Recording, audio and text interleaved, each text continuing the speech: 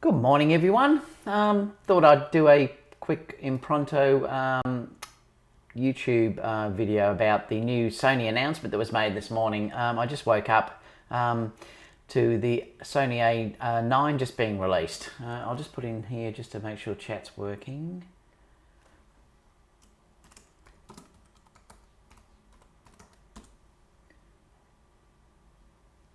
Yeah, it's so exciting. I woke up and I didn't even know there was a Sony announcement today, so it shows I wasn't quite up with what was going on, but I thought I'd give you a discussion about what's actually I think about the camera and whether I'll actually be upgrading to this new Sony camera. So I might go through some of the specs that are just listed. It is hard yet because it's not been released, and obviously from Australia I haven't been able to see it. There was a big conference in New York apparently a release that was talking about it. So I thought I'd go through with what I think about the camera and whether I'll discuss at the end whether I think I'll be upgrading.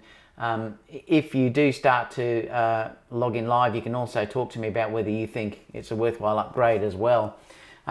So I'm going to switch over to my desktop because I'll take you through some of the things that this camera is offering.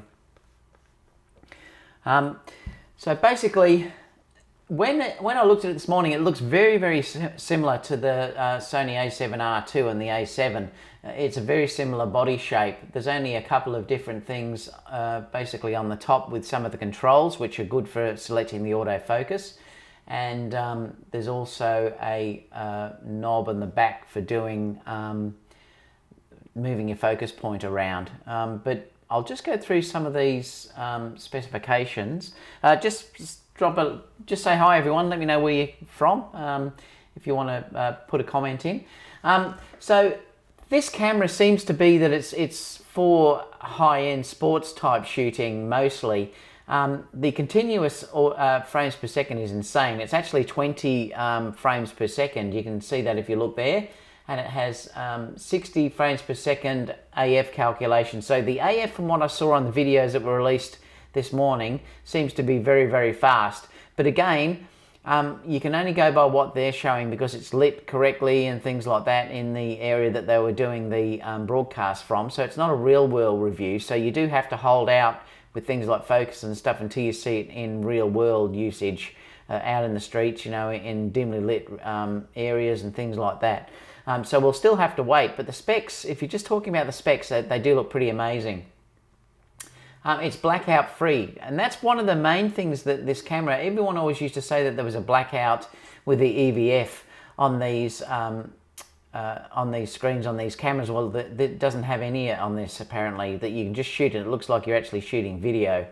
I was watching Max Europe do a video this morning and he showed it through the back of the camera and there was no delay at all. So it is continuous. So it's even going to be faster than using a Nikon D5 or the high-end Canons, the 1DXs, because even they have, because they have a leaf shutter or a shutter, it's not leaf, but because they have that shutter, it has to close and open, whereas this doesn't have that, so because it's fully electronic.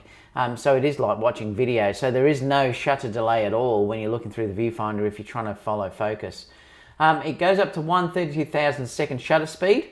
I don't know how that's going to relate to flash because usually it's just 1/8,000th, but because this is not a mechanical shutter, it'll go up to 1/32,000th of a second, and I'm a little bit worried about that until I see how that works, because I know with the A7R and the A7 IIs, if you use the electronic shutter, you can get movement. If you're moving, you can actually get that wobble effect. I've forgotten what it's called.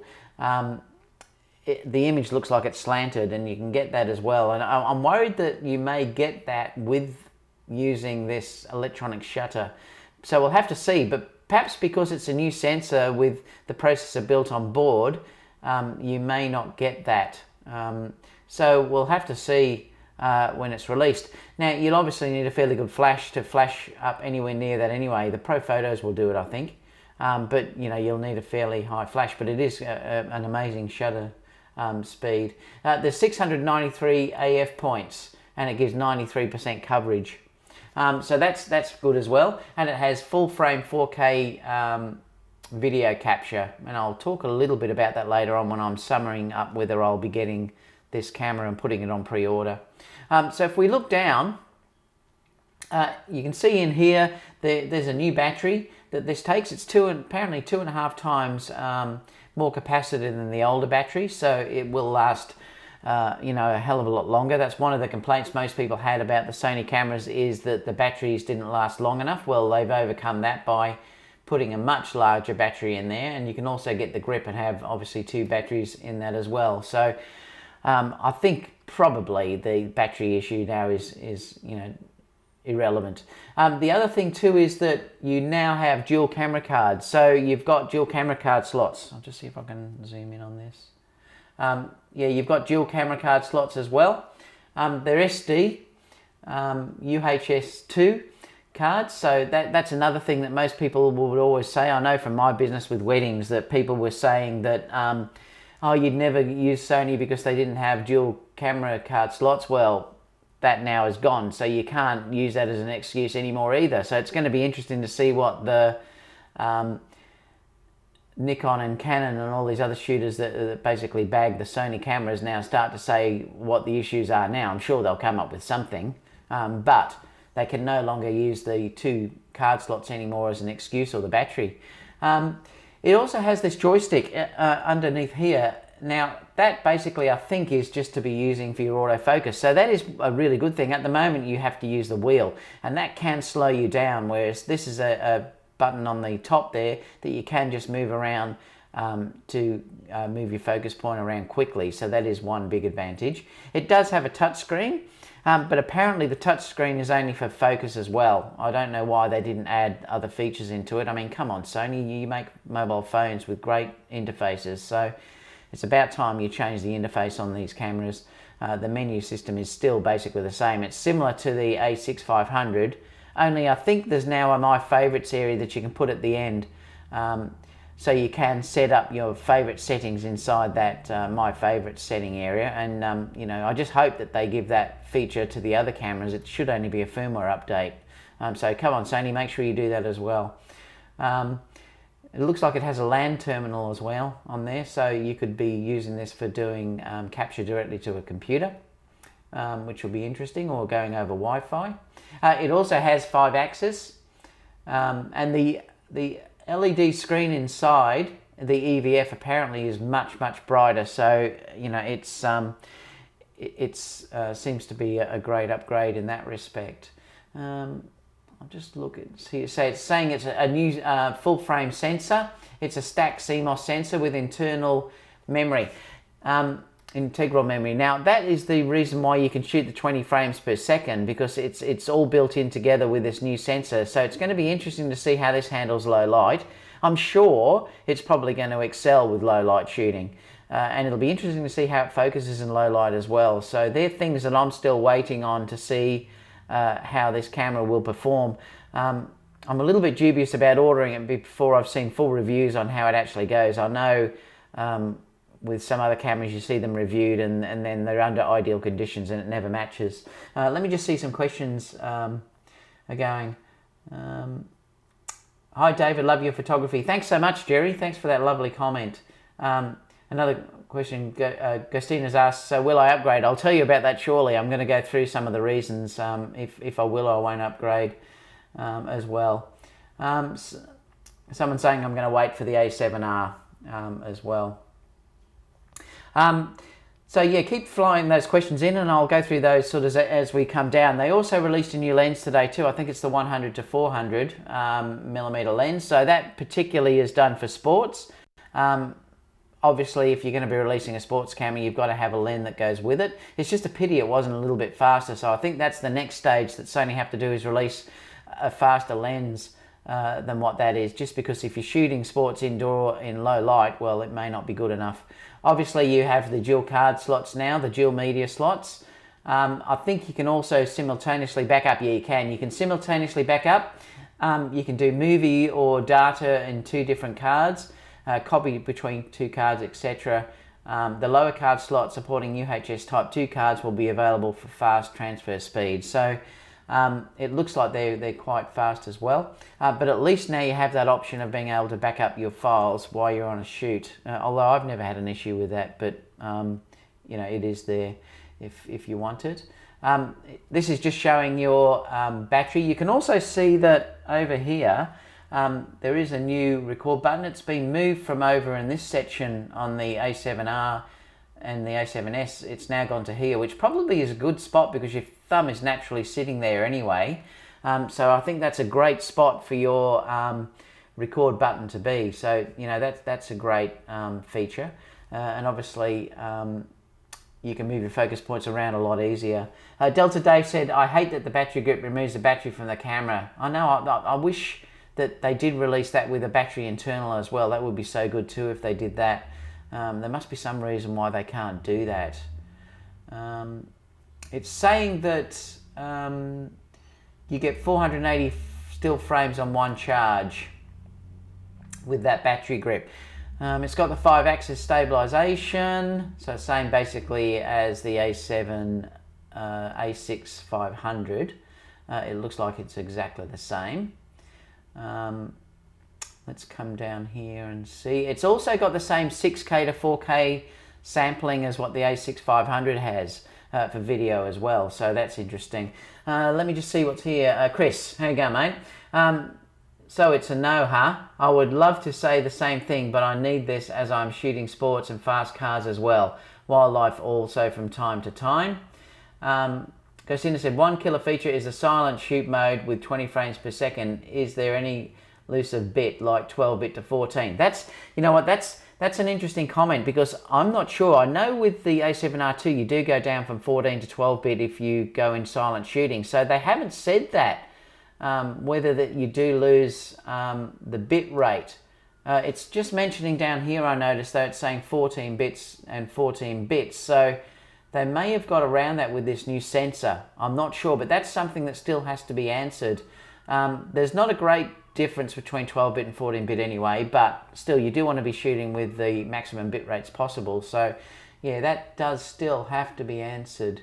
The 4K was 6K downsample to 4K, and there was a slight crop factor, I think about 1.2. It's just saying uncompressed 14-bit RAWs. It's a 20-odd megapixel sensor, I think. Let's come down a little bit more. It's just saying here reliable in low light. It says -3 EV, so that's pretty good if that's the case. That's similar to the A7S and the A7S too. So if that's good, it's fairly good in low light. It just says capture subjects with high AF precision down to light levels as low as EV -3 at ISO 100 due to high sensitivity image sensor. So we'll just see how that goes. It says eye detection enhanced by 30%, so it's got 30% better eye detection than the other than the A7R2. Keeps the eyes in focus, so again that's a really good plus as well. Let's just have a look at this, what they're saying about the electronic shutter. Let me just check some questions. With all the features of the A9, do you feel it's worth the $4,500 price tag? And I'll talk about that later, but yes, I do. I think it's very cheap for what you get, actually. If you compare that to the D5, which is around $6,500, or the 1DX, which is probably around the same money, I think this is very cheap for the price, for the features that you're getting. So yeah, I do. I think it's a great price. Delta Dave said, betting that the A9 will follow the A7 release and the next will be an A9S. And that's, yeah, what I'm wondering, whether there will be an A9S with the S-Log features in them. Delta just said, I'll wait for the A9R. Yep, so that'll be interesting. So we've got electronic shutter speeds up to 1/32,000th of a second, far surpass the mechanical shutters for a new image expression. So it'll be really interesting to see what you can actually do with this, with high-speed shooting. It looks like it's going to be incredible, and I'm dying to try one out. So hopefully I can get one to try eventually and try it with my Profoto units to see how the flash syncs with this.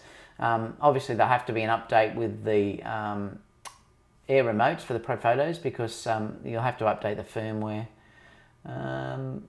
So let's see what else it says. Blackout free shooting, which I mentioned. There's no blackout at all with the shooting on 20 frames per second. And it just talks about the frame, the actual sensors itself. So I don't need to go through any more over that. I think I'll just talk about what I think about it. So a couple of things that I've noticed with this camera. If you're a sports shooter, I think it's going to be an amazing upgrade. Or if you're only doing photography, it looks like it's going to be an incredible camera. Although I do think I'm a little bit disappointed with the megapixels. I think it would have been better if it was slightly higher. But 20 megapixels is fine. I'm quite happy shooting with my A7 IIs in weddings, and that's only that megapixel range. So I'm quite happy with that. So if you're looking at it from a sporting wedding photographer, action, something like that, wildlife, I think this is a no-brains exercise to upgrade. I think it's going to be amazing. The autofocus obviously is going to be incredibly fast. They say it's equal to the A6 500, which I love, or even surpasses that. So the autofocus is going to be amazing. I love the fact that you can change the dial on the top to change your focus. I don't think it had that on any of these menus to show you. I'm just trying to see if I can find one. Let me just Google. I'll just Google this and see if I can find it, because I'd love to show you that Sony A9 pics. Let me just see. I want to find one from the top, because I'd love to show you one that shows this new thing, which is a great wheel. And they're all coming up with the same images. Let's see here and see if I can find one. I want one top down if I can get it. No. Anyway, they're around. But what it is, it's this little dial that's up the top over here. You turn that, there's a lock which is on the side. You turn the lock which is on here, and then your AFC, manual focusing, continuous focusing, and everything's on the dial now, so you don't have to go through the menus. So that's a great plus about having that dial on the top. So it just makes it easier to actually change your focusing menus. Yeah, I'll just see if there's any more. I hope they're going to update the software with the A6 500 and the A7R2. I know, look, I do too, but they're not Fuji. That's one thing that I hate about Sony. They don't tend to give you the firmware updates that like Fuji would. If this was Fuji, they would do that. Sony, I don't know if they probably won't. Haven't heard much talk about this camera in terms of noise at high ISO. Have you heard anything? No, I haven't yet, and that's what I'm interested about, to see how it does perform in noise. I'm sure the rumors that were around about this new sensor was it was going to be insane for low light. So I've got a feeling from what I've read previously about this new sensor that it's going to be incredible for low light. So we'll have to wait and see. But from what I've heard previously in reading documents, it seems to me that it's going to be incredible, but we'll have to wait to see. Good night from Germany. Love your channel. Thanks so much, mate. Delta Dave said, I'm vexed as to why Sony doesn't use the XQD cards. Yeah, I had those in the D4S that I had too, but you know what, I'm quite happy sticking with the SD cards. So, but the other cards are faster, yes, but then, I've got to buy a new reader and stuff like that. So I'm quite happy with sticking with the SD, but it's interesting that they did stick with that. Marco Patterson said, I'm going to wait for the A9R. Please give us some awesome low light capabilities and a 6K in camera. I was hoping for them to give us a medium format performance. Yeah, me too. All right, so I'll talk about whether I'm going to upgrade. Well, no, I don't think I am at this stage. Even though most of my work is wedding and portrait photography, like doing model shoots and things like that, I'm also now heavily invested in doing Fusion, which is a mixture of video as well at the same time.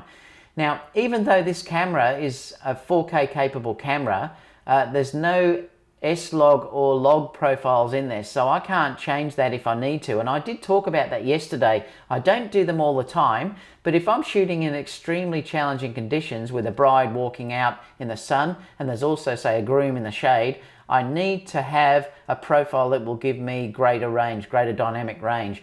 This camera won't give me that, so that's an issue. So I do need to use log, or at least be able to choose gamma or something like that. I am changing all the time between my picture profiles, and sometimes I'm using PP2, sometimes I'm using S-Log. So that is a big downside for me, that they haven't released that with this camera. I'm not quite sure why. I think there must be another camera that's going to be released that will offer that, that's more video related.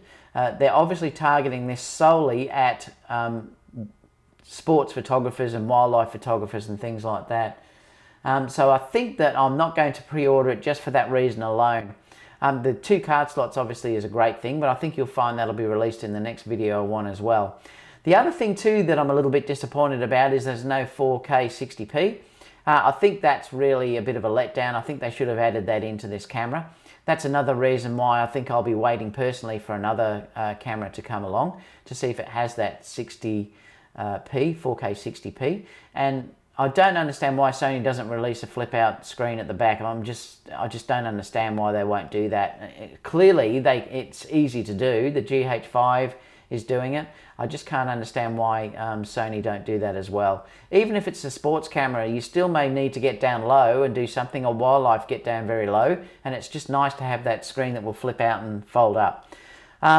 So that's another reason why I won't be upgrading. So I think personally, if I wasn't shooting video at all, or very little video, I would upgrade probably in a heartbeat. I wouldn't hesitate at all. I think the price factor for this camera is amazing for what you're getting. But because I'm very much now into shooting video and still photography at the same time, I need to wait to see if they release something that is more related to video and stills. What's probably going to happen is they're probably going to release a camera that is more video, and then it won't be as good in the still photography. So they're not cannibalizing each camera. So that's going to be interesting to see. So I'm going to have to wait to see what happens in that respect.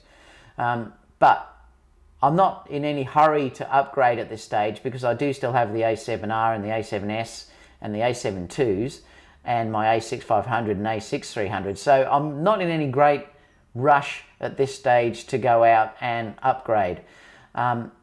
Later on down the track, I may decide to. They may release an A7R or something like that that has a mix of all of these things. That's obviously going to be more expensive, but that doesn't bother me. As I'm a professional photographer, I run this as a business, so I have to do that sort of thing.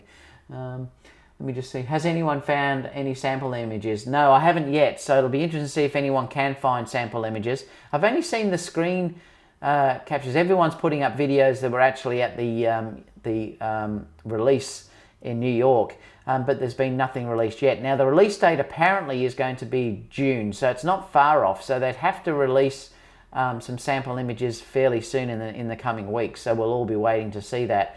But like I said, I do believe this is going to be amazing in low light, so we'll just have to wait and see. Dave, do you think this will have overheating issues in video? No, I don't think it will. I think they've solved that issue now. My A7R never overheats shooting 4K, so I don't think this will have any overheating issues. The A7 III, A7500, I haven't had any overheating with that either. So I think overheating now is not really an issue. Unless you're leaving it in incredibly bright sun, you know, in the heat, it will overheat, but I think any camera is going to do that if you leave it in the sun like that. But I haven't had any overheating, so no, I think that's going to be solved. So I just wanted to put a quick one up about that and see, you know, give my opinion about whether I'll be upgrading, because I know people are always interested in sort of seeing about that. I think it is a great price camera if you're into sports or wedding. If you're into mixed video and stills, I would wait and see if something at NAB pops up. It starts this weekend, so there could be another release there along the line. Or I definitely think Sony is going to release a more video-centric version of this shortly. So, you know, you may want to wait out if you're doing a mix of video and stills. So we might leave it there. Any other questions you can quickly throw up before I sign off? Obviously, there's a stack of videos now that have been put online that you can go and look at those if you want to have a look at those as well. I just wanted to give my opinion about it. But yeah, I think good job, Sony, overall. A couple of things I think you could have added. A couple of things I think you should have added, definitely, which was log and 60p. Michael has just said pre-ordered, only because this camera is just what I've been waiting for. Only because I waited and didn't buy the A6 500 just to see what was going to happen at NAB. Yeah, and I can understand that, Michael, totally. And like I said, if I wasn't video related now with everything I do, I'd be pre-ordering as well. But for me at this stage, it's just not got everything I need. So I'm just going to wait and see what else comes out. I know if I order this, they'll release a video version of it a few weeks later. So I'm a bit hesitant to see. I know I'm still going to be able to get this early anyway. If I do change my mind, I'll just order it when it's released. It doesn't hurt me at this stage to wait that fraction longer. All right, guys, well, we might leave it there. Just don't forget on the May the 7th, I'm going to have an amazing shoot on with 6-7 models and 4 makeup artists doing a glitter shoot here in my studio. So I'm going to post some of that live. I'll also be putting up some of the other images I took on the weekend with the dancer shortly as well, which has using the A7R and the Zeiss Batis and also the 70-200. So you can have a look at those images when I post them as well. And please give me a thumbs up. And also, if you can, throw me some questions. Love the community that I'm starting to build here now on YouTube. I absolutely adore talking to you guys. And I really love the way that, you know, everyone sort of helps one another. So I'm going to sign off. And Michael, enjoy your camera when you get it, mate. And we'll see you for the next video.